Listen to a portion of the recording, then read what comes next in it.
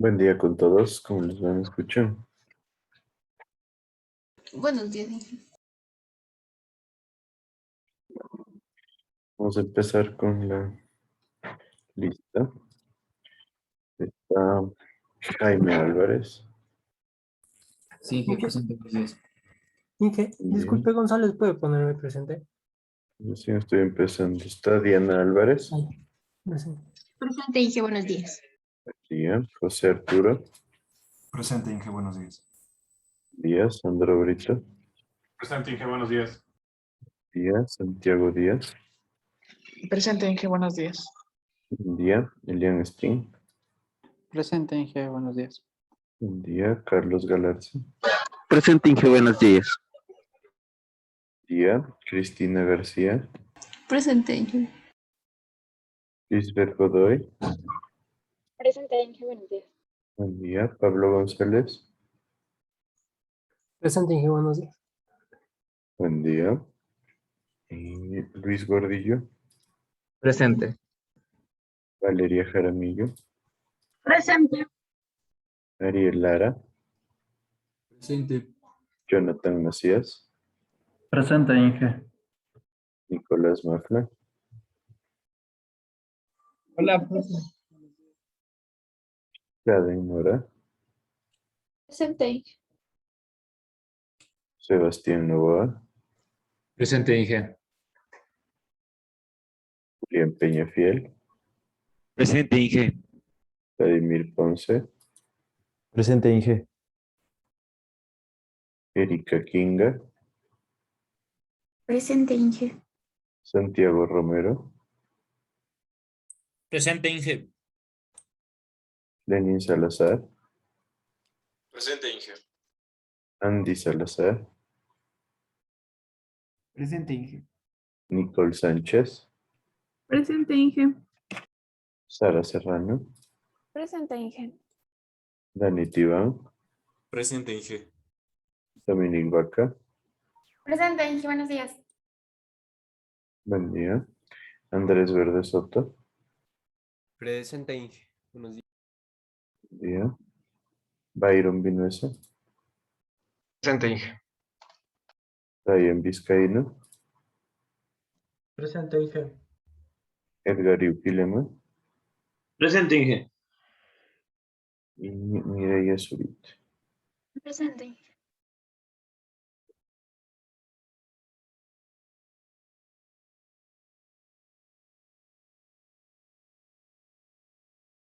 Bueno, ¿cómo les fue con el tercer ejercicio que les mandé para hacer ustedes con un cambio que me dicen?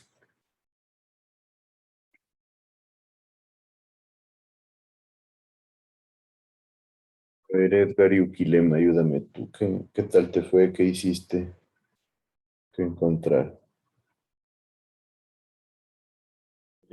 Bueno, yo le calculé como nos dijo, con el número de cédula. ¿Ah? Y, bueno, a mí me salió el K, me salió 12,9.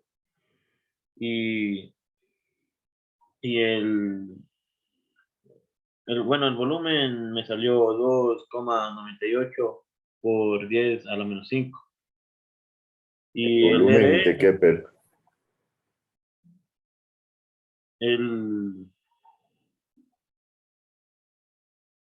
el volumen de, Yo creo que mejor vamos haciéndolo. A ver, ¿cuál era tu caudal?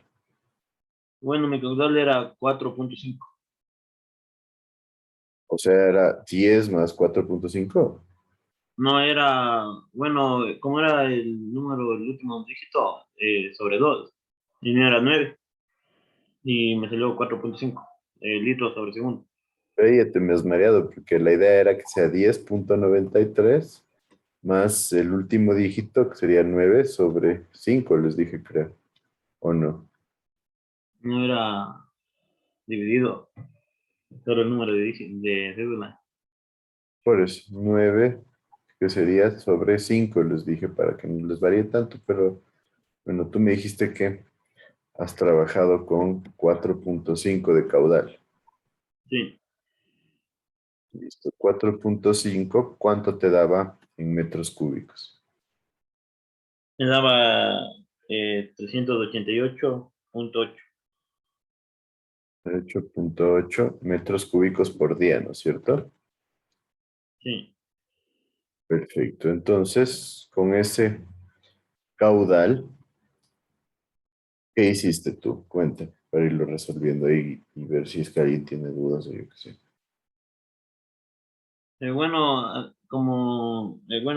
Apliqué la fórmula del caudal, Ya. le despejé la K Sería y 2pi por K por H2 menos H1 sobre el logaritmo natural de R1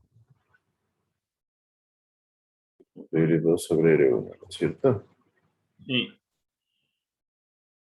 Entonces vámoslo resolviendo. 388.8 metros cúbicos por día era igual a 2pi por K, que es lo que estamos buscando. ¿Cómo usaste para H2 y H1? H2, a ver, H2 de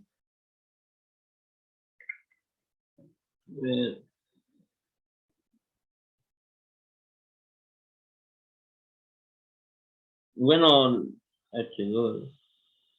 ¿Cómo hiciste esta parte?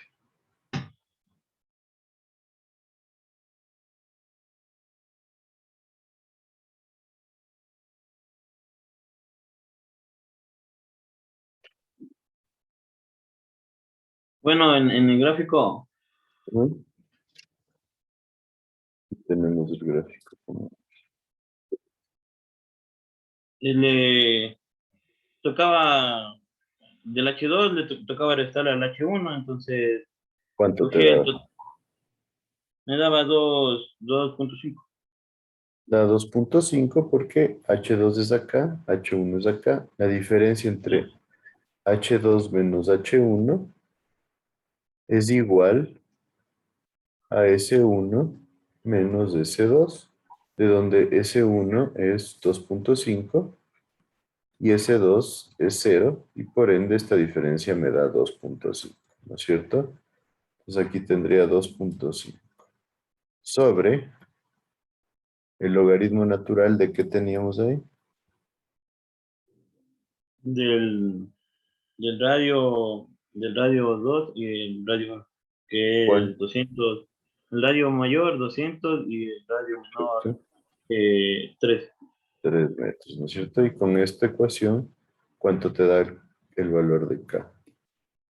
Y me dio 12.99. 12.99 metros por día. Sí, Ya, perfecto. Entonces ya tienes K. La transmisividad era igual a ¿qué? era K por M, que es Por ende, perfecto. 12.12, 12.99 99, por 8. ajá. ¿Por qué por 8? Y que me da 103.95. Ya, 8 es el espesor de todo el acuífero donde vamos a sacar el agua, ¿no es cierto? 103.95 metros cuadrados por día. Y la segunda parte nos pedía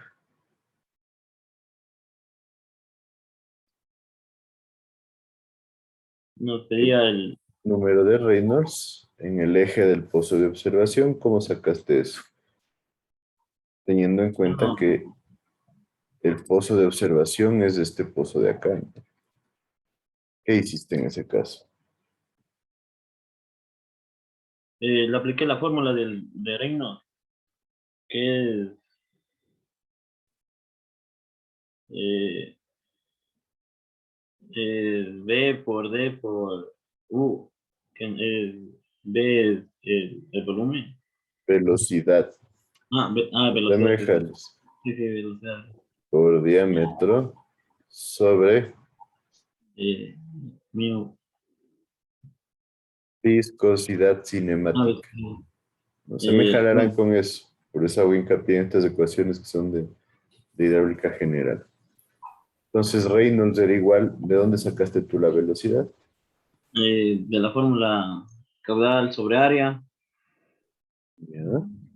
El caudal era un dato. ¿Cuánto era? 4.5. 4.5, sí. ¿Y el área de dónde la sacaste? Es la parte importante. De la sección del gráfico de aquí. ¿De esta sección de cuál, pero?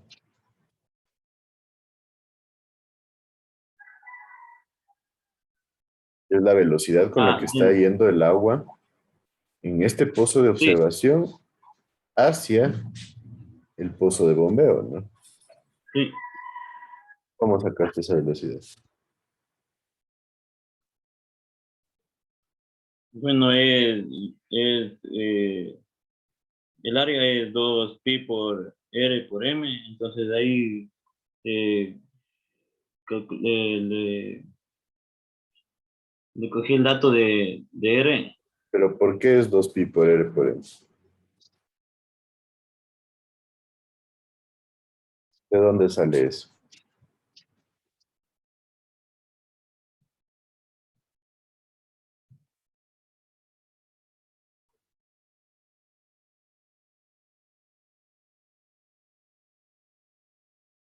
Si no me acuerdo. La idea es que no se me hagan mecánicos, ¿no? No porque en el ejercicio les puse así. Es ahí, la idea es conocer cuál es la razón. ¿Por qué creerías que es 2pi por R por M? ¿Qué tipo de área es la que estaría sacando?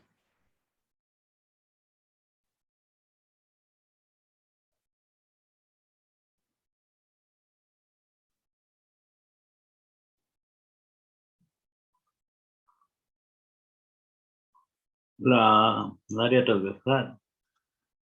¿De qué, pero?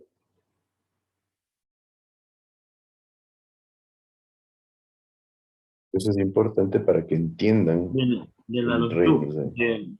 del punto del punto 1 a la sección esta. Nos está preguntando el número de Reynolds prácticamente en la cara del pozo de observación. El pozo de observación está a 3 metros del pozo principal. Entonces, en esencia, para sacar el número de Reynolds, yo tengo que conocer con qué velocidad está el agua moviéndose hacia el pozo de bombeo. ¿Sí está claro eso para todos?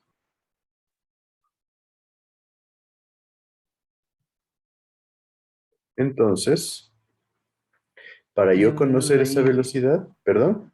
Yo tengo una duda. O sea, ¿Sí? no estamos ahí, o sea, sacando del pozo en sí. No sería el radio del pozo. Yo no entendí esa parte. Es que, ¿cuál es la pregunta? Veámosla de nuevo. La pregunta es, ¿cuál es el número de Reynolds en el eje del pozo de observación? No en el pozo de bombeo.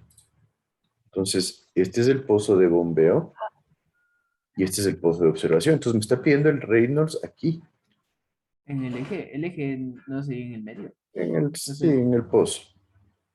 Entonces, No, pero el este radio pozo no de sería observación de es ese pequeño. pozo. ¿O cómo? No, porque, a ver, ¿dónde se está bombeando el agua? Aquí en el pozo de bombeo. Entonces, toda el agua está yendo hacia el pozo de bombeo. Entonces, toda el agua tiene velocidad hacia allá. ¿Sí está claro eso? Yo necesito velocidad para sacar Reynolds. ¿Para dónde va la velocidad? Pues para acá. Entonces, yo no puedo considerar este como mi radio. Sino por eso utilizo el radio de 3 metros. ¿Por qué? Porque tal cual como hicimos en el ejercicio el día de ayer, yo lo que tendría aquí es el área de este cilindro, en donde este cilindro tiene un radio de 3 metros y tiene una altura de 8 metros. Entonces, ¿qué área es la que estoy sacando? Pues el área de esta cara perimetral, porque estamos haciendo o estamos trabajando bajo el concepto de que el pozo de bombeo tiene un efecto radial a lo largo de todo el suelo que lo precede.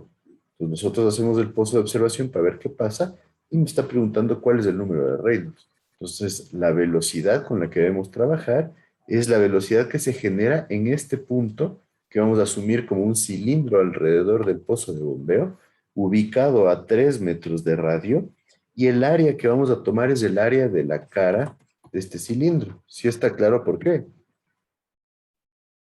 Estamos determinando la velocidad con la que va el agua desde este pozo, o más bien dicho, la velocidad con la que está cruzando el agua a través de este pozo de observación para llegar al pozo de bombeo y poder generar la recarga para poder bombear lo que nosotros estamos tomando. ¿Sí está claro? Ya, pero si me pedirían cambios del bombeo, entonces ahí sí usaría el área de bombeo. O Si sea, me pide del pozo de bombeo, pues utilizaría el cilindro así, abajo, pero así, ¿no? Entonces ahí tendría toda esta área de aquí, que sería con el radio del pozo de bombeo, pero en esta parte de aquí, para no dibujarlo encima. ¿Sí está claro? Ah, ya. Sí, sí, ahí sí. Entonces en este caso, el área de esta cara del cilindro, ¿cuál sería?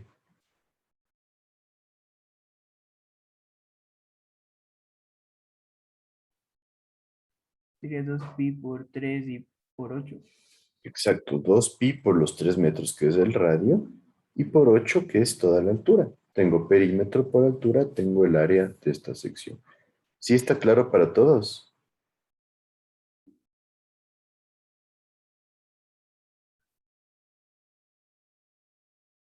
Yo sé que esta parte a veces genera un montón de dudas. Por eso prefiero hacer hincapié. ¿Qué me dice?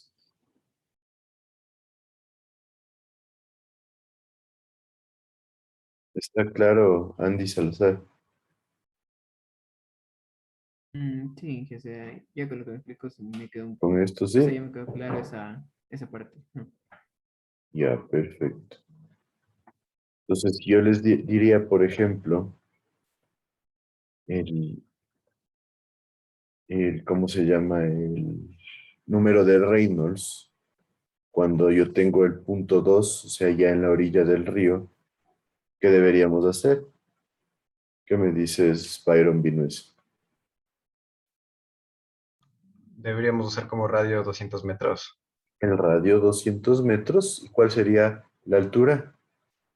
Seguirían siendo los mismos 8. Ah, no, perdón.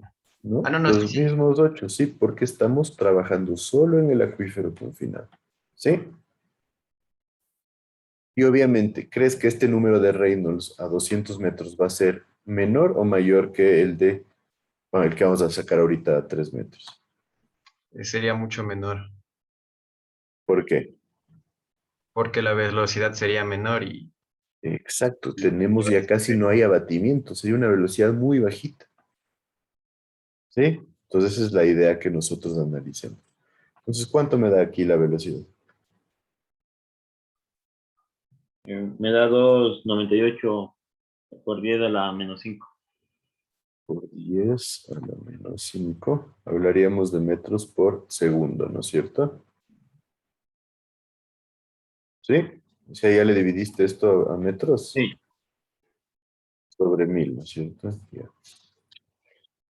Perfecto, entonces mi velocidad 2,98 por 10 a la menos 5 metros por segundo. Por el diámetro, ¿cuál sería el diámetro que utilizaste aquí, Edgar?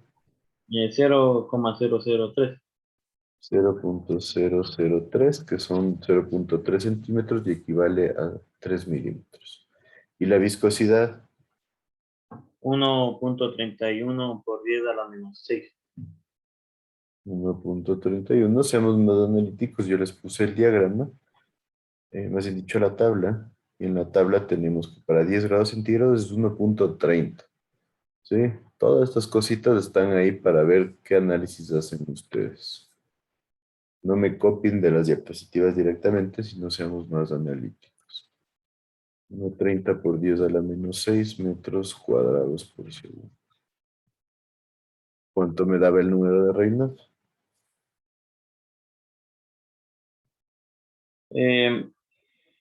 0,068. 0,68. Hablamos que es menor a 5 y por eso sí podemos utilizar la ley de Darcy, estamos correctos. ¿Estaría claro ahí entonces? Inge, ¿los radios de dónde a dónde se miden? Desde el centro del pozo de perforación hasta el borde del de observación. Sí, a ver, normalmente siempre se van a medir desde el eje del pozo de bombeo. Eso sí, de ley o de ley. Justo desde el eje. Y normalmente se le mide hasta el eje del pozo de observación. Pero ¿qué pasa? El pozo de observación normalmente tiene un diámetro muy pequeñito, entonces por eso no nos hacemos lío. Ya, si quieren hilar un poquito más fino, pues podríamos decir, no sé, el pozo de observación tiene 4 pulgadas. De las 4 pulgadas habría que quitarle 2, que sería el equivalente a 5 centímetros para determinar exactamente en la cara. Pero realmente no nos genera una variación importante. ¿Sí? Por ahí va la duda. Sí, esa misma, gracias. Ujú. Y de ahí les puse alguna otra cosa en el ejercicio, les puse una segunda parte. ¿Cuál era?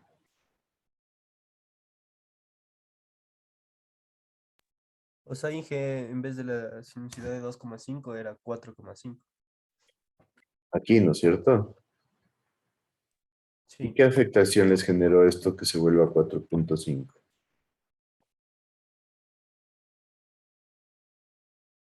El caudal aumenta. O sea, ¿Se sí, incrementó el caudal? sí, o sea, yo calculé, o sea, con la misma permeabilidad que había calculado antes, Perfecto, a ahora ver, estoy viendo caudal. ¿Qué te daba? Caudal es igual a 2pi por la permeabilidad, que era ¿cuánto? La que tenías tú.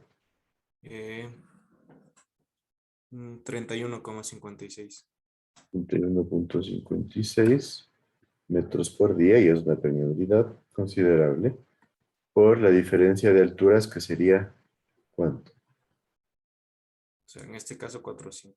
4,5, porque no se olviden, diferencia de H2 menos H1 es igual a la diferencia de abatimiento 1 menos abatimiento 2, sobre el logaritmo natural del radio, que era 200 sobre 3. 200 sobre 3. Perfecto. Debe haber No nos falta caudales. por 8, Inge. ¿Perdón? Por 8 no falta arriba. Acá arriba, 2pi Sí. por, sí, por 8. Entonces, ¿cuánto te daba ahí el caudal? 19,67. 19.67 litros por segundo. ¿Ya Sí, transformado? sí. Ya. ¿Y el caudal original con el que trabajaste tú era de cuánto? De 10,93. Ah, con el normal, ya. Entonces casi que se duplica el caudal si nosotros le incrementamos al abatimiento a 4,5. ¿Por qué crees que pasa eso?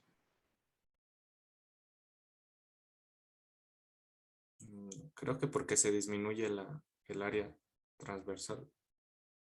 ¿De qué, Pel? De por donde circula el agua. O sea, ¿Por dónde circula el agua? Bueno, en esencia, aquí tenemos que el agua circula por el acuífero de 8 metros, por eso le mantenemos en 8 metros. ¿Qué se incrementó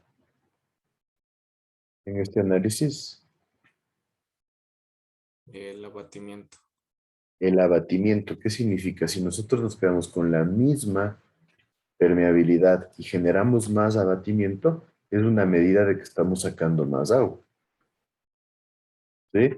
Entonces, eso se ve reflejado en el incremento de caudal. Y eso es lo que quiero que tengan claro. Si nosotros tenemos las mismas condiciones, misma permeabilidad que nos da misma transmisividad para un acuífero, y generamos que el abatimiento disminuya, tiene obligatoriamente que ir de la mano con un incremento de caudal de captación. Por eso la capacidad específica nos relaciona cuánto caudal yo saco por cada metro de abatimiento. ¿Sí está claro eso? Entonces, si yo manejo las mismas características, o sea, la misma permeabilidad, y yo genero más abatimiento, obviamente voy a incrementar el caudal.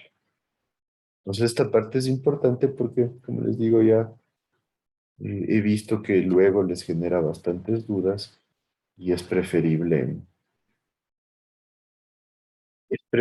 nosotros irlas puliendo ahorita porque luego en los exámenes a veces un cambio les genera una duda importante. Por eso hablo bastante de este número de Reynolds en el pozo de observación. Como dijo su compañero, si yo les pregunto a esta distancia cuál es el número de Reynolds, pues tendré que determinar la velocidad en función de este cilindro, que sería un cilindro mucho más grande, con los mismos 8 metros de altura, pero con un radio de 200 metros. ¿A alguien se le presentó alguna duda adicional o alguna situación que le generó algún problema al momento de resolver el ejercicio?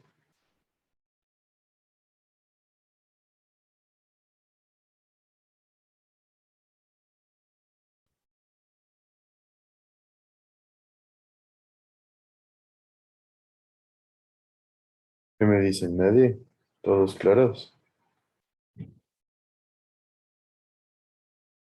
¿Qué me dice Santiago Romero? Todo claro, Inge. Solo tenía la duda igual la del perímetro, digo, esa del diámetro, pero ahorita ya la entendí. Ya, perfecto. Y bueno, de lo que yo no se me ocurre nada, Anita, acerca de alguna otra duda que puedan tener. Vale la pena que siempre diferencien el primer paso, y eso sí es algo importante, es diferenciar si es un acuífero confinado o libre. Porque las ecuaciones no son las mismas. Y algo que yo he visto es que cuando ustedes no hacen ese análisis, y por ejemplo de una me utilizan la ecuación de acuífero libre o de acuífero confinado, les suele dar lugar a errores. Entonces es importante que nosotros consideremos eso porque este es un acuífero confinado. Ojo, esta zona de aquí arriba no genera aporte de agua. ¿Por qué no genera aporte de agua esta zona superior? ¿Qué me dice?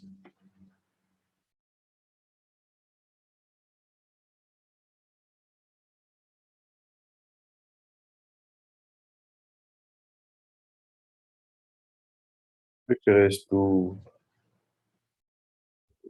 Santiago Díaz? ¿Me podría repetir la pregunta, Inge, por favor? ¿Por qué esta parte superior no genera aporte de agua al pozo? Porque el flujo en sí se está dando en el pozo artesiano. Porque el flujo se da en el pozo artesiano y nosotros suponemos que esta capa superior es una capa impermeable.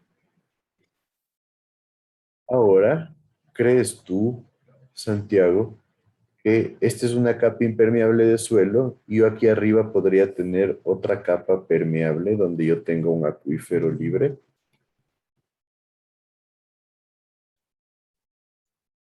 Eh, sí, creería que se podría tener por el hecho de que están los lagos alrededor.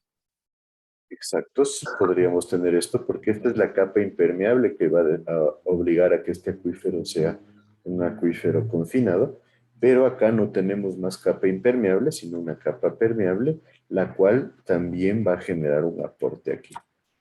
Ahí hablaríamos de un ejercicio bastante más complejo en donde tendríamos que identificar cuál es el caudal que aporta el acuífero libre y cuál es el caudal que aporta el acuífero confinado. ¿Sí?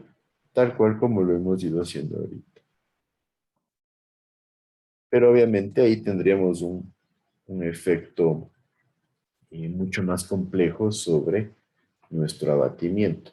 Entonces, nos tocaría determinar cuál es el abatimiento que se genera por el acuífero libre y el abatimiento que se genera por el acuífero confinado. Entonces, en esos casos se volvería un poco más complejo el análisis.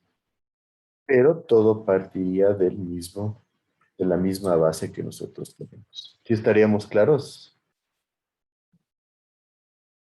¿Nadie más tiene dudas?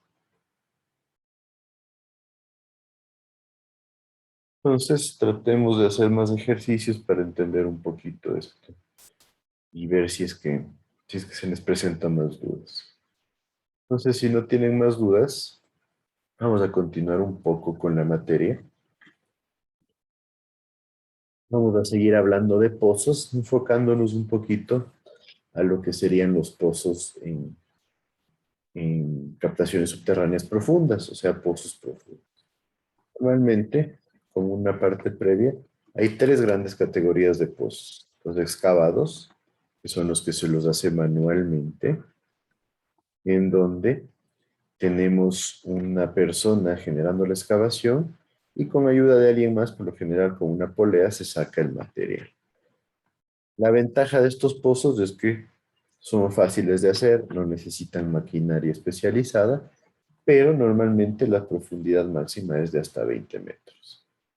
Y otra de las desventajas que tendríamos es que estos pozos suelen generar un peligro para los trabajadores. Realmente, por ejemplo, en países donde se les daba más importancia a lo que es la seguridad industrial dentro del campo de la construcción, no se puede hacer un hueco de más de 1 metro de profundidad si es que no cuentan con arneses de seguridad o un sistema de seguridad con polea en donde el trabajador tiene un arnés y ese arnés está conectado a una polea manual, a veces también eléctrica, en donde se lo puede sacar en caso de que le pase algo. Aquí en el Ecuador, bueno, sí se ha mejorado bastante, pero todavía es bastante común hacer estos pozos artesanalmente. Por otro lado, tenemos los pozos hincados, en donde los pozos hincados se generan mediante lo que son golpes a un tubo y este tubo va generando que el suelo se meta dentro del mismo y al momento de sacarlo ya se va formando el pozo. Los pozos hincados pueden ir desde 15 hasta 100 metros, entonces ya se consideran pozos profundos. Y los pozos perforados, que también se los llama pozos profundos, en donde mediante una maquinaria especial, con un tornillo helicoidal, nosotros vamos generando la excavación y fácilmente podemos llegar hasta 300 metros para pozos de agua. En algunos casos se llega hasta más de 500 metros sin ningún problema. Entonces, la desventaja de estos dos últimos es que necesitamos la maquinaria especializada y en nuestro medio a veces se vuelve un poquito complicado obtenerla. Entonces, dentro de estos, los pozos profundos son pozos importantes porque nos sirven para un suministro de agua en lugares donde no tenemos una disponibilidad muy importante del flujo de agua. Entonces, nosotros los solemos utilizar a estos pozos profundos para suministro de agua en hogares. A veces puede resultar un poco caro, pero más comúnmente para pequeñas comunidades donde no hay disponibilidad amplia de agua y en ciertas áreas urbanas específicas, lo mismo en zonas un poco áridas.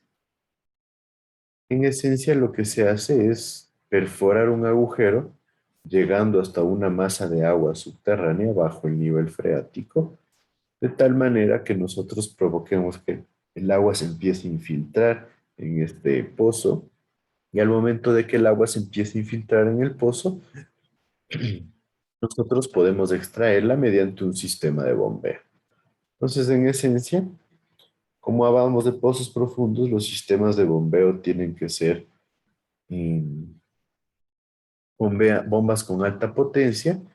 A veces, en algunos casos, en zonas, especialmente en África, se generan bombas movidas por la fuerza humana, en donde lo que se genera es un vacío, y son las bombas en las que toca generar un movimiento para poder generar este vacío y que sube el agua. Esto ya no tiene mucha practicidad, entonces normalmente nosotros vamos a hablar de bombas mecánicas con alta potencia para poder vencer a profundidades importantes y de esta manera generar lo que es la captación de agua. Entonces, una de las ventajas que podríamos hablar respecto a los pozos excavados manualmente es que los diámetros son mucho menores. En esencia, nosotros para pozos profundos no solemos sobrepasar de los 60 a 80 centímetros de diámetro, considerando que en un pozo excavado manualmente el diámetro mínimo suele ser de 1,20 m, 1,50 m, para que el personal pueda movilizarse en la parte interna. Aquí tengo un esquema de un pozo profundo, en donde en la parte superior se recomienda generar un entibado de concreto. ¿Qué es un entibado? Pues generar un recubrimiento de la superficie en la parte inicial del pozo para evitar que se empiece a caer partículas de suelo adentro del mismo. Después, como nosotros queremos captar agua de la capa freática, se recomienda generar un relleno de arcilla en la capa superior a la capa freática, de tal manera que tengamos un sello sanitario, como se lo conoce. Y dentro de esto nosotros colocamos un revestimiento o carcasa del pozo, que normalmente es una especie de tubo. Este tubo lo que hace es dar estabilidad y poder permitirnos generar este empaque de grava. ¿Qué es el empaque de grava? El empaque de grava es una especie de sello o de tapón que nosotros generamos con un material bien graduado, una grava que tenga una graduación especial, para que funcione como un filtro y evite que las partículas finas del suelo empiecen a ingresar al pozo, lo que podría generar desestabilización en la capa del suelo, hundimientos. Por ende, nosotros lo protegemos con la capa de grava. Ya después de este tubo que nosotros tenemos en la zona donde no queremos generar ingreso de agua, nosotros colocamos una rejilla. Esta rejilla se puede colocar totalmente en la capa del acuífero o también puede ser solo una sección. Eso ya vamos a ver adelante. Normalmente el 80% de la altura suele ser lo recomendable para que no se vuelva tan caro, pero sí permite el ingreso de bastante agua. Entonces esta rejilla se cubre también con un empaque de grava, de tal manera que el empaque de grava funcione como un filtro y la rejilla funcione como un segundo filtro. De esta manera, como nosotros aquí vamos a tener la mayor velocidad de flujo, es importante que nosotros podamos controlar que no exista un ingreso importante de material fino. Entonces, esta es la razón de la rejilla. Y finalmente aquí se genera un hueco un poco más profundo. Este hueco nos sirve para la acumulación de sedimentos y dejamos un espacio libre donde estaría la captación ya de nuestra bomba. ¿Sí estaría claro hasta ahí? ¿Qué me dice?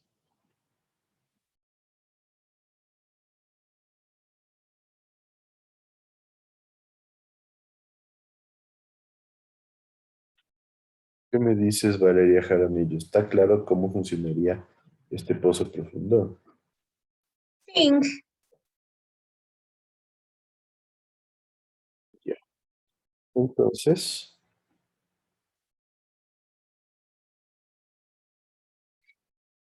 aquí tenemos un pequeño cuadro de ventajas y desventajas acerca de los pozos profundos, y como ventaja tenemos primero que son más rápidos y económicos de perforar que los pozos a mano. Esto desde el punto de vista que el pozo a mano sí se demora un poco más y genera varios peligros. Entonces, en nuestro medio realmente es un poquito más caro el alquiler de la máquina, así que obviamente eso genera una influencia importante. Es menos susceptible a la contaminación porque estamos nosotros a alta profundidad, entonces suele ser difícil que tengamos contaminantes importantes en el suelo. No se requiere la eliminación de agua durante la perforación. Cuando hacemos un pozo manual sí se requiere eliminar el agua cuando empiece a infiltrarse, porque va generando una dificultad para la excavación, entonces es importante.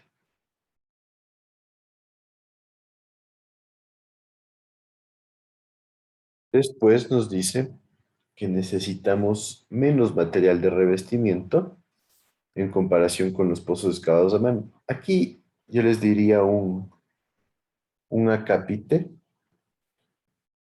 porque realmente en nuestro medio no se recubre totalmente los pozos excavados a mano.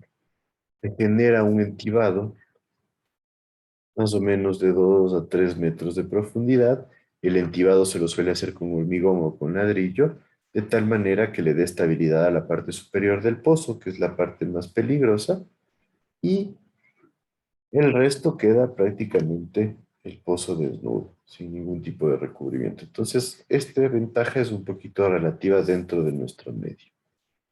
Por otro lado, es más seguro en la construcción, eso sí, totalmente. Tenemos equipo y necesitamos personal especializado para manejarlo, pero la seguridad es mucho mejor en estos casos. Y en esencia, el mantenimiento es muy bajito. ¿Por qué? Porque el diámetro no es muy grande, tenemos el tubo, tenemos la rejilla, tenemos el empaque de grava. El mantenimiento realmente hay que darlo a la bomba, hay que tener un espacio para poder sacar la bomba y también nosotros deberíamos tener una forma en la cual podamos sacar los sedimentos que se acumulan bajo la bomba. Como desventajas tendríamos que hay que generar una buena identificación de dónde vamos a perforar el pozo. Para eso necesitamos normalmente generar un estudio geológico, normalmente con sísmica refractoria, para identificar dónde tenemos un buen acuífero para poder generar la captación. Necesitamos de personal que esté bien calificado. Tiene que haber expertos tanto para la perforación como para la identificación de dónde generar la excavación. Necesitamos una bomba y esta bomba va a requerir operación y mantenimiento. Entonces hay que tener un operador siempre ahí. El rendimiento va a ser mucho menor. ¿Por qué? Porque manejamos un diámetro pequeñito.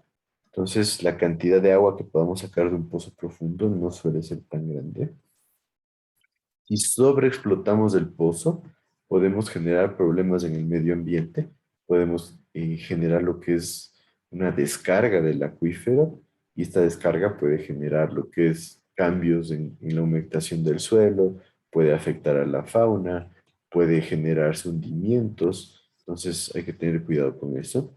En casos específicos donde haya ciertos yacimientos, pueden generar contaminación por arsénico en el agua y puede ser peligroso. Entonces necesitamos estar controlando la calidad del agua constantemente.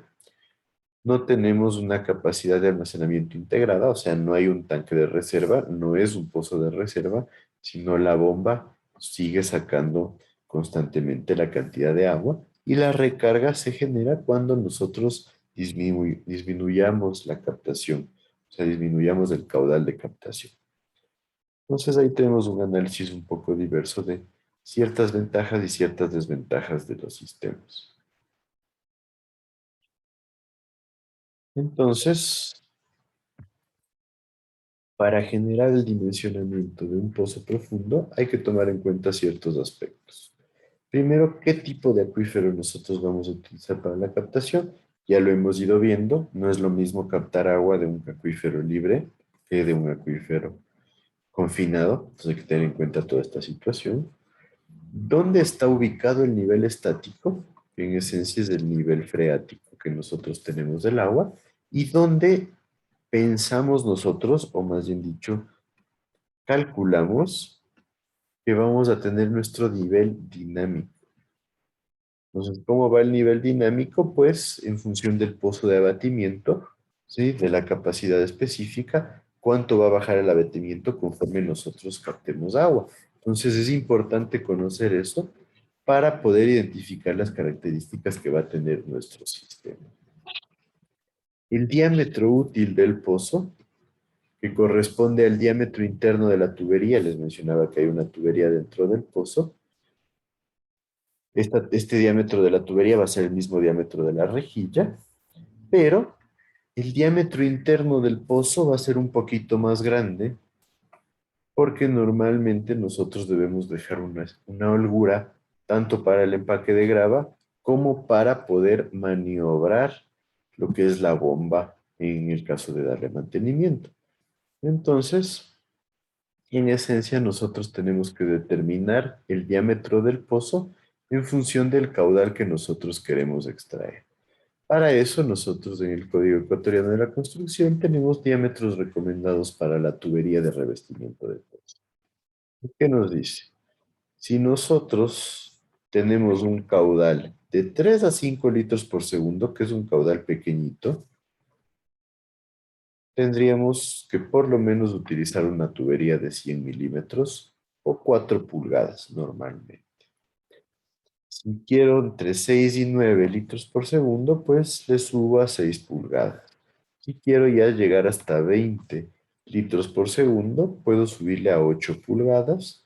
Si quiero trabajar entre 20 y 30 litros por segundo, y hablaríamos de 10 pulgadas o de 25 centímetros, y así sucesivamente vamos subiendo, y nos dice ya como un límite, no es un límite definitivo, pero nos da una idea de la cantidad máxima de agua que podríamos captar de un pozo, entre 120 y 200 litros por segundo, que es un valor bajito, alrededor de 600 milímetros. 600 milímetros ya es una tubería considerablemente grande.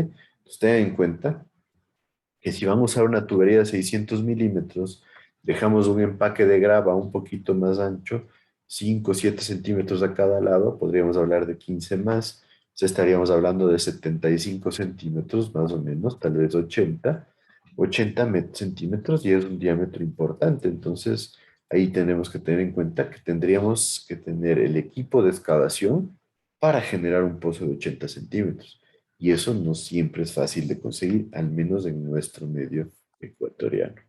Por eso es importante tener en cuenta también la practicidad de aplicar todas las características para poder construir nuestro pozo.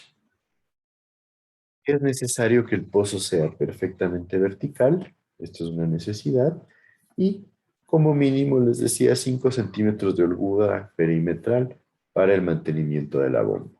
Entonces, del tamaño de la bomba, dejo 5 centímetros y ahí tendría mi tubo, mi rejilla, y aparte dejo por lo menos 5 centímetros del empaque de grava, que eso ya lo vamos a ver más adelante. Entonces, el diámetro del pozo termina siendo considerablemente más grande. ¿Sí me siguen hasta ahorita? ¿Nadie dudas? Bueno, pues tomémonos unos cuantos minutos antes de continuar.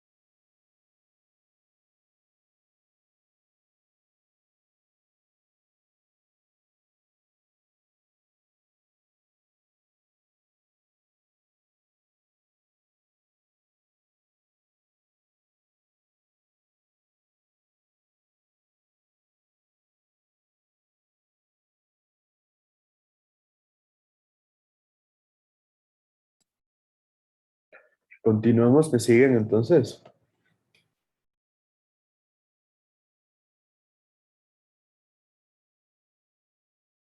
¿Me siguen? Ya. Entonces, dentro del diseño de pozos profundos, nosotros tenemos que la profundidad de perforación va a definirse por las características del acuífero que nosotros vamos a explotar. Entonces, nosotros lo que tenemos que hacer es cotejar las características del acuífero con los requerimientos del proyecto. En esencia, los requerimientos del proyecto se enfocan a qué caudal nosotros necesitamos captar y las características del acuífero, pues a su capacidad de recarga, a su profundidad, etc. Nosotros recomendamos que la profundidad llegue al fondo del acuífero. De tal manera nosotros tendríamos mayor abatimiento, o sea, mayor capacidad de generar la captación de agua. Y se recomienda que en todo caso nosotros perforemos 3 metros adicionales al nivel inferior de la rejilla, que sería el nivel inferior de nuestra captación. Estos 3 metros adicionales nos van a servir como primero un espacio para anclar el pozo, donde nosotros tendríamos ya la base, el tubo base del pozo.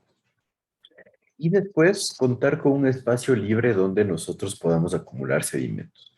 Pues estos 3 metros no estarían contemplados dentro de la profundidad del pozo propiamente dicho, sino se vuelven una altura de seguridad. Seguridad en cuanto a lo que es sedimentos, evitar que ingresen los sedimentos a la bomba. Recuerden que si a una bomba empiezan a ingresar sedimentos, vamos a tener la posibilidad de que se empiece a generar lo que es daños internos en la bomba, porque los sedimentos empiezan a funcionar como una lija. Y esta lija lo que va haciendo es desgastar los componentes internos. Entonces, por eso se recomienda tener cuidado con los sedimentos. Entonces, tengan en cuenta estos 3 metros son adicionales a todos los cálculos que se haga dentro del diseño del pozo. Y además nos dice que si nosotros llegáramos por alguna situación a atravesar acuíferos que contengan agua que no sea de una calidad que nos parezca muy buena o que nosotros encontremos que tiene algún tipo de problema, nosotros debemos tratar de evitar que se contamine el resto de acuíferos, porque en esencia estamos haciendo un hueco. Entonces, si hacemos un hueco y nosotros permitimos que el agua, que no nos parece que tiene buena calidad, empiece a filtrarse al pozo, estaríamos permitiendo que se contamine totalmente el agua del pozo. Entonces hay que tener mucho cuidado y en esos casos hay que aislar la zona donde nosotros tenemos el agua de mala calidad.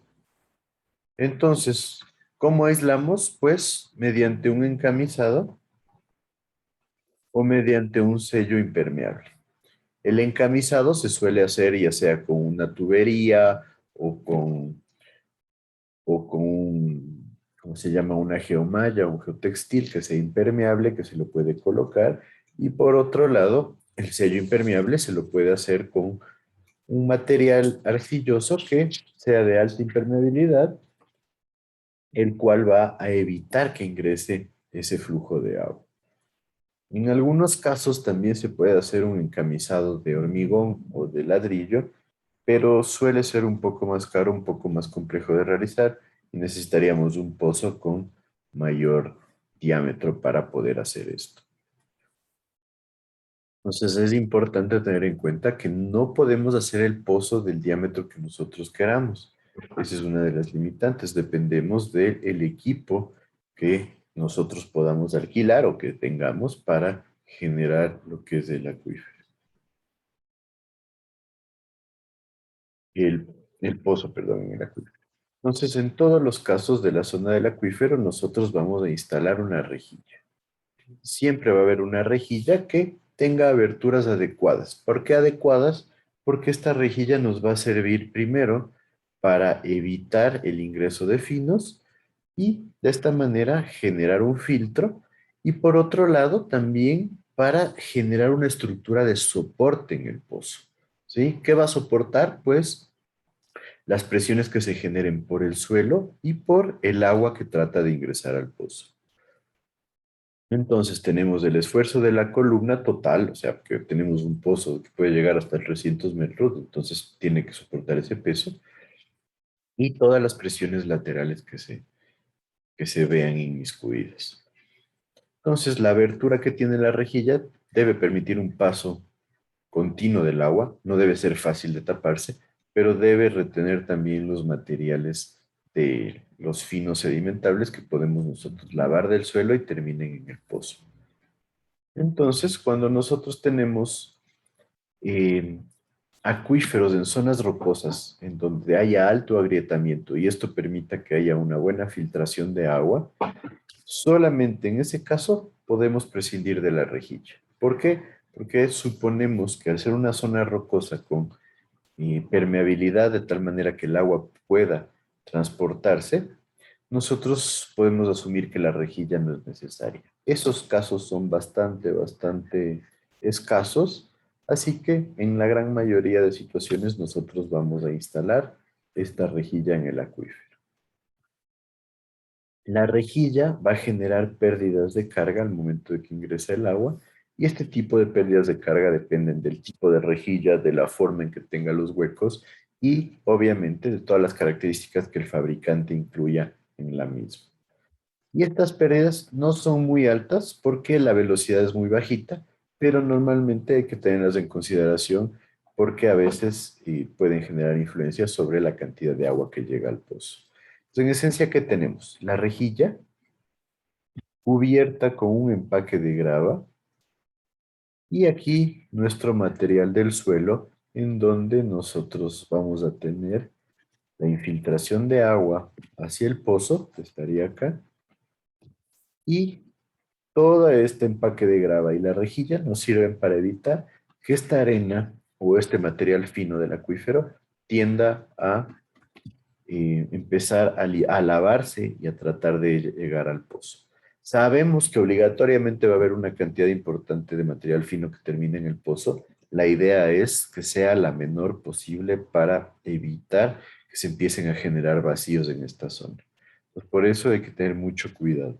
Y por eso también nosotros controlamos la velocidad, controlamos el número de reinos, de tal manera que no se vuelva un problema en lo que es el ingreso del agua al pozo.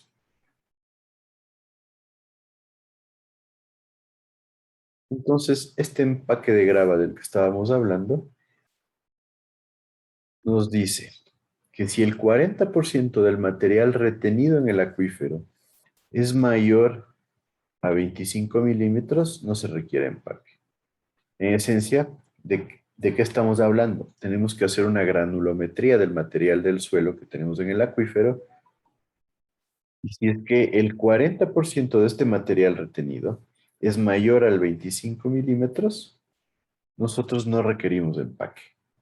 Entonces asumimos que en ese caso nosotros tenemos un material con bastante grava, ¿no es cierto? Bastantes partículas mayores a 25 milímetros. Entonces en esos casos no es necesario un empaque. Después hay que determinar la abertura de la rejilla dependiendo del tamaño del material del acuífero. Entonces tenemos que analizar qué abertura vamos a tener dependiendo de, obviamente, la granulometría. Pero ahí tenemos una limitante. ¿Cuál creen que podría ser una limitante para determinar la abertura de la rejilla? Bueno, de la rejilla y del empaque de grava también, ¿no? Porque nosotros ya vamos a ver que vamos a necesitar generar una granulometría específica para el empaque de grava. ¿Qué me dices, Santiago Romero? Me repite la pregunta, Inge, por favor. ¿Qué problema se nos puede generar para determinar la abertura del empaque de grava y de la rejilla? O sea, que sería la granulometría del empaque de grava y la abertura de la rejilla.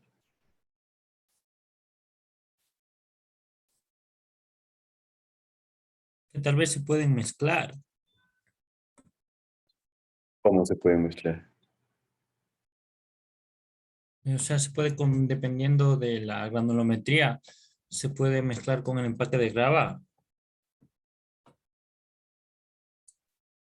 La verdad, la idea de generar una granulometría del empaque de grava es que no se mezclen, que se vuelva un empaque en donde tenemos material de tamaño grande, para que sirva como una especie de tapón, en donde las partículas finas se van a tender a acumular dentro del empaque de grava.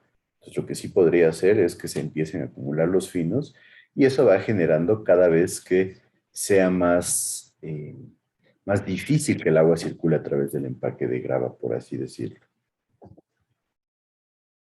Entonces, por un lado, el problema que tendríamos nosotros para generar un empaque de grava podría ir por el lado de que nos tocaría encontrar, o más bien dicho, mandar a preparar una gran cantidad de material en laboratorio con características muy específicas.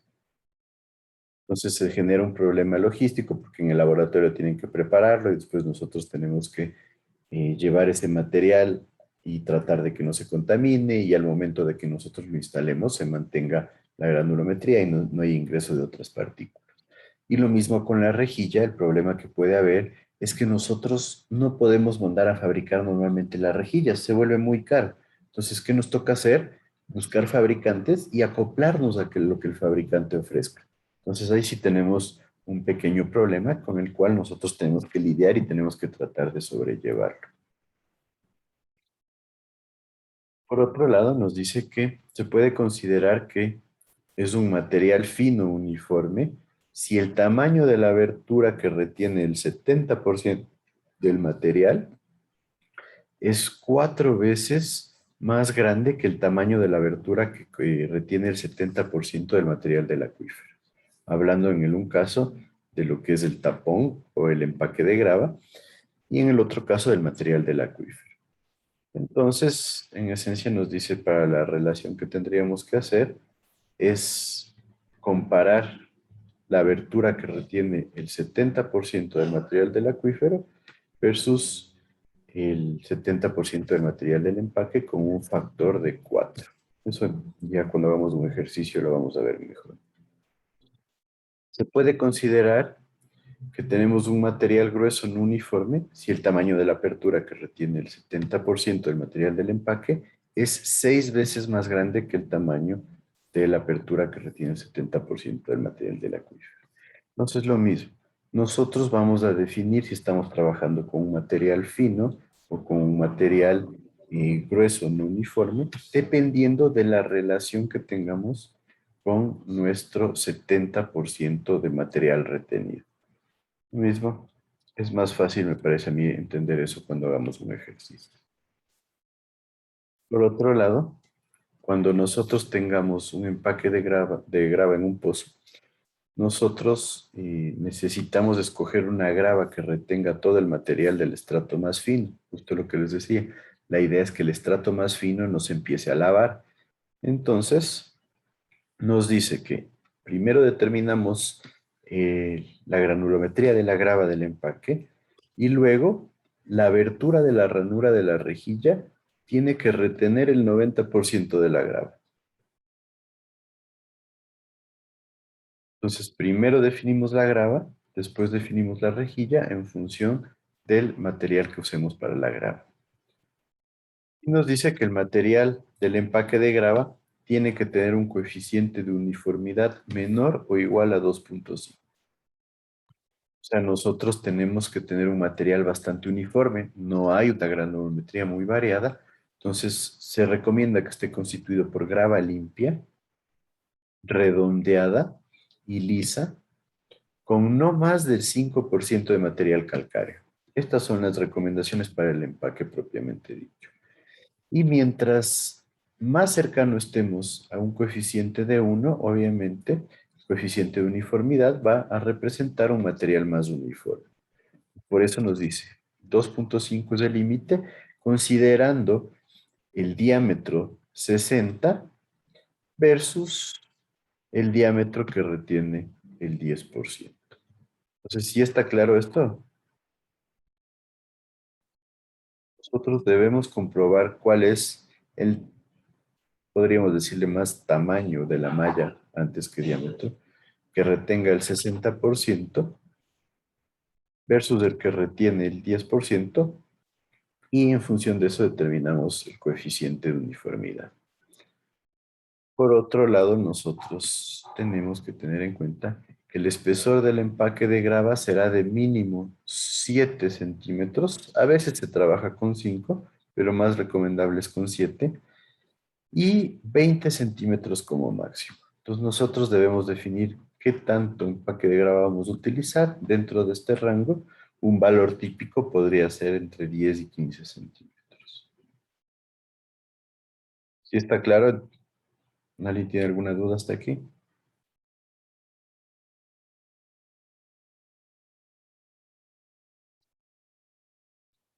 Bueno, entonces, en esencia, nosotros debemos generar una gráfica de la granulometría en donde tenemos la abertura respecto al material retenido en porcentaje, analizamos el 70%, entonces la abertura del acuífero la tenemos aquí, la abertura del empaque de grava la tenemos acá. Entonces, y como tenemos que considerar la abertura que retiene el 70% del material, vamos a decir que tenemos arena media. Cuando el empaque de grava tiene 5 veces la abertura del acuífero, arena fina cuando tenemos 4 veces la abertura del acuífero y arena gruesa cuando tenemos 6 veces la abertura del acuífero. Entonces, en esencia, en función de estos datos, nosotros vamos a analizar el tipo de suelo en el acuífero. Tenemos esta especie de diagrama en donde cuando yo tengo materiales entre 0.06 milímetros a 0.25 milímetros, hablo de arena fina. Pues cuando hablo de arena fina, tengo que calcular el empaque de grava en función de 4 veces el tamaño del material del acuífero, retenido al 70%. Cuando yo llego desde 0.25 hasta 0.8 milímetros, pues arena media y me tocará calcular con 5 veces la abertura del acuífero para el empaque de grava.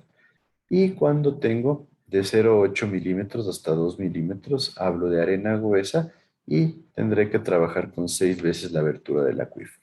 Entonces, ¿qué es lo que se hace? Tengo mi abertura que retiene el 70% del material, digamos que sea una abertura X, y yo la traslapo a esa al material del empaque de grava. Entonces, este valor va a ser igual a 5X, hablando de que tenga arena media. Si tengo arena media, voy a tener 5 veces X. Ahora, ¿qué es lo que hago? Después, simplemente, lo que hago es traslapar el mismo gráfico de granulometría a este punto del 70%. Entonces, en esencia, yo puedo medir esta distancia, que sea una distancia Y. Entonces, tengo que medir para el resto de puntos que se separen por la misma distancia Y. ¿Sí está claro este proceso?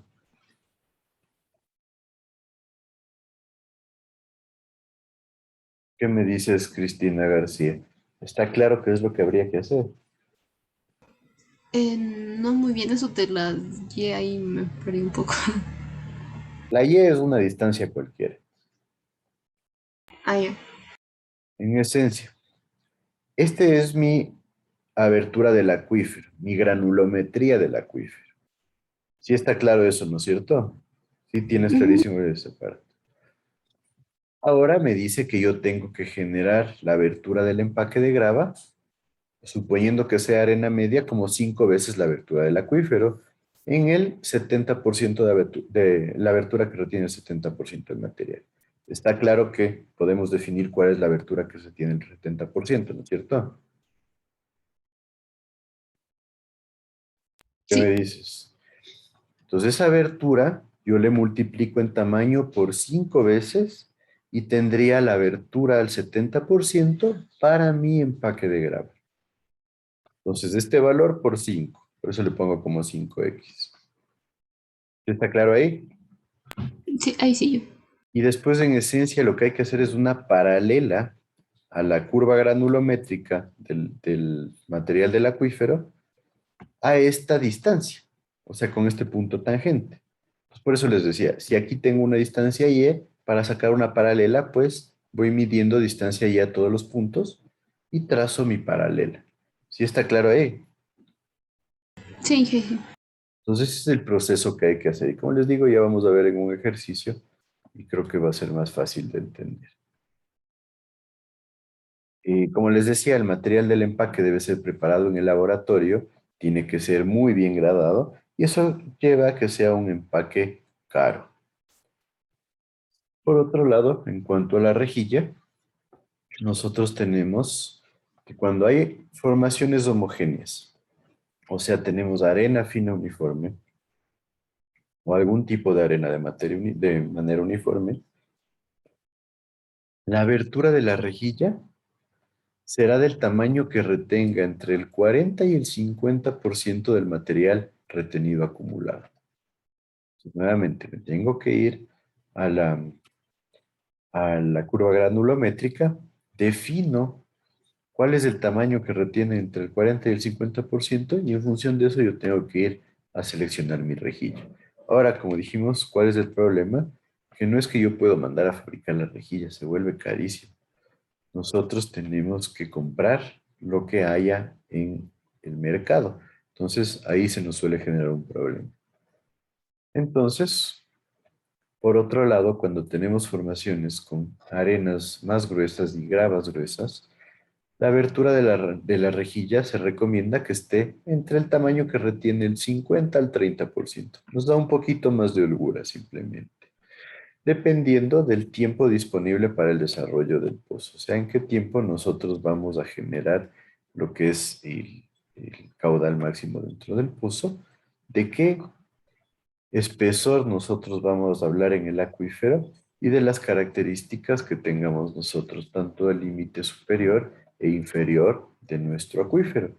Entonces, en esencia, nos dice que analicemos bien las características del acuífero para poder seleccionar qué apertura tomamos dentro de la rejilla. Obviamente, mientras la apertura sea menor, nosotros estaríamos hablando de que tenemos un mejor control acerca de los sedimentos que pueden ingresar al sistema. Entonces, por eso es importante tener en cuenta que debemos tratar de evitar de la mejor forma el ingreso de estos sedimentos a nuestro pozo.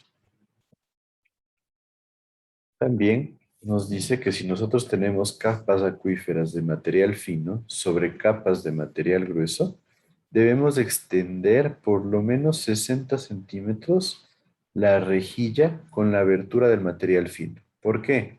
Porque el material fino es más pequeño, requiere una menor abertura y debido al flujo del agua se puede escurrir hacia el material grueso. Entonces, que generemos una especie de traslape con una abertura más bajita para proteger que no ingrese el material fino al pozo. Simplemente es una medida de protección. Nos dice que el tamaño de las aberturas de rejillas en la zona de material grueso no deben sobrepasar el doble de las aberturas en la zona de material fino. Esto simplemente para tener un control. Como les digo, si se empieza a filtrar por un material grueso de gran tamaño el material fino, vamos a tener un lavado de finos y eso puede ser peligroso para el proyecto. ¿Sí está claro ahí?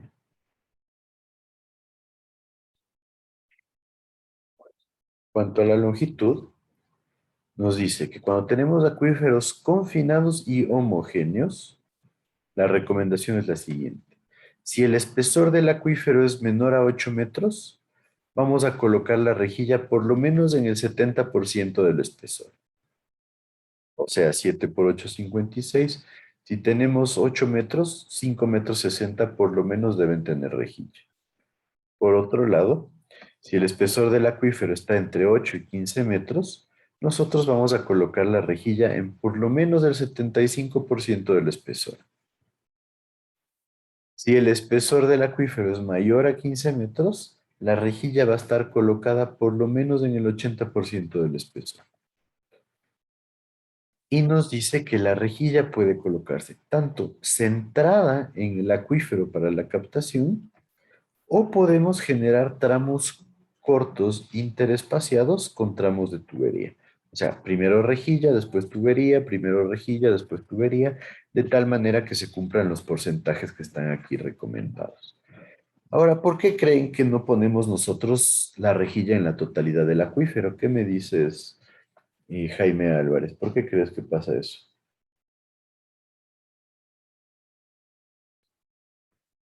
¿Qué no se pone la rejilla en la totalidad del acuífero? ¿Por qué no se pone en la totalidad del acuífero? Mm, No sabría decirle la verdad. ¿Cuál es tu idea, no? ¿Cuál es tu análisis?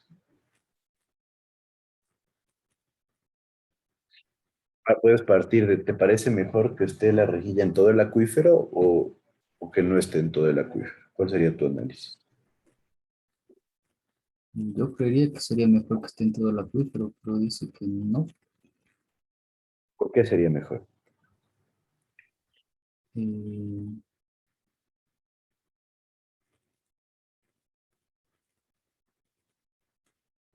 Porque así podemos, o sea, como que optimizar el 100% el acuífero. Podemos tener, optimizar cómo, a ver, eso no te entendí muy bien.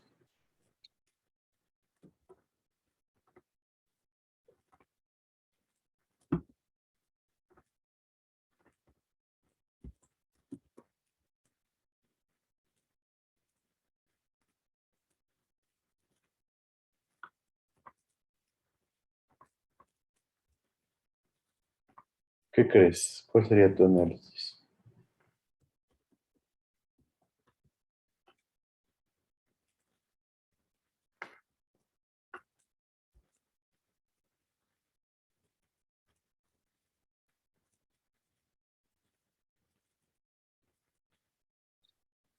O sea, también, o sea, puede ser que, o sea, sea mejor ponerlo en tramos para evitar que se tape con los sedimentos. Para evitar que se tape con los sedimentos tenemos el empaque de grava, ¿no?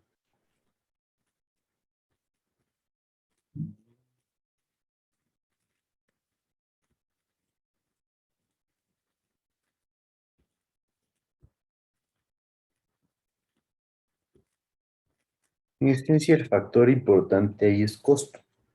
¿Qué creen que va a ser más caro, la rejilla o un pedazo de tubo?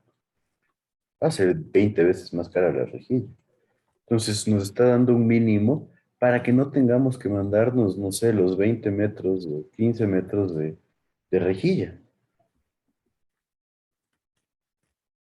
Entonces va por ahí, una forma de reducir en algo los costos, pero manteniendo un buen ingreso en cuanto a cantidad de agua al acuífero, porque obviamente, como dice su compañero, es mejor tener todo el tramo con rejilla, pero realmente se puede volver muy caro. ¿Sí está claro esto?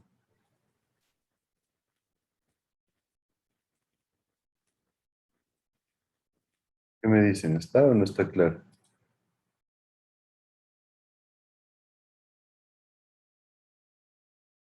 ¿Qué me dice Santiago Díaz? Sí, que sí está claro. Recuerden que esto es para acuíferos confinados y homogéneos. Acá tenemos para acuíferos confinados no homogéneos.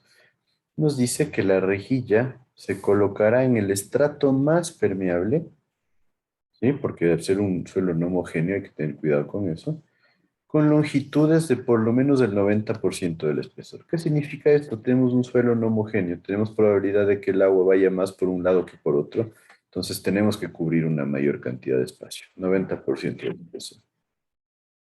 Y cuando tenemos acuíferos libres, homogéneos, o sea, acuíferos que están en la parte superficial, la rejilla se colocará en la parte inferior del acuífero con una longitud entre el 30 y el 50% del espesor. En este caso, el acuífero libre tiene una mayor facilidad para lo que es control y para lo que es el ingreso del agua. Entonces nos dice que siempre en la parte baja y siempre respetando entre el 30 y el 50% del espesor. ¿Qué significa eso también en el acuífero libre? Si este es nuestro pozo, nosotros vamos a tener que el agua tiende a bajar y como el abatimiento va a estar aquí, nos dice Un 50% o 30% estaría bien. ¿Sí está claro lo que sería la diferenciación entre los diferentes tipos de acuíferos?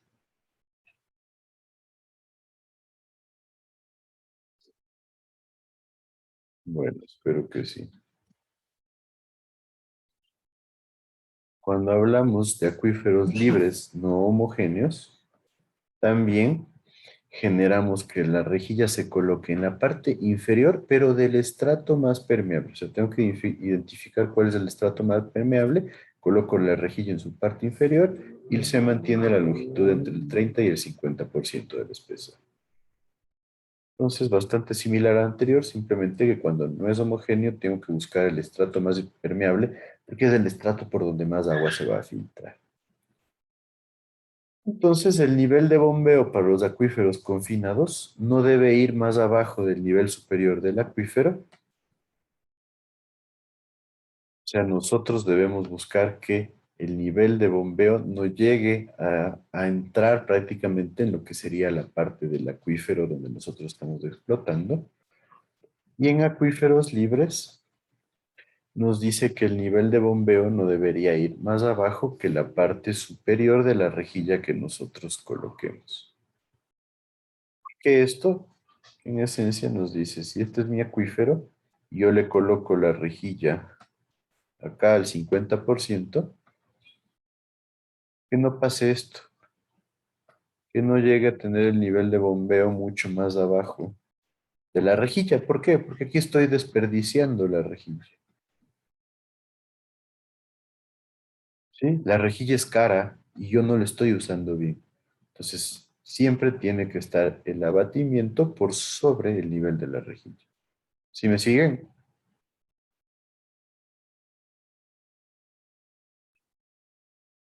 Listo, entonces.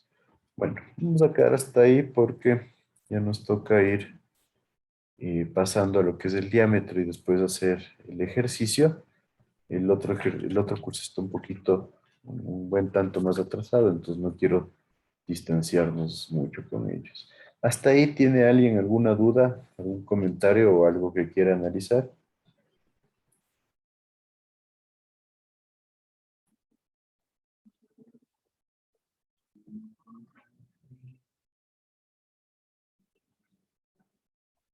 ¿Nadie? Bueno, entonces vamos a quedar ahí por hoy. Un buen fin de semana a todos. Nos veríamos el siguiente jueves. Hasta luego, profe. Gracias. Hasta luego, Hasta luego, Inge. Inge. Hasta luego.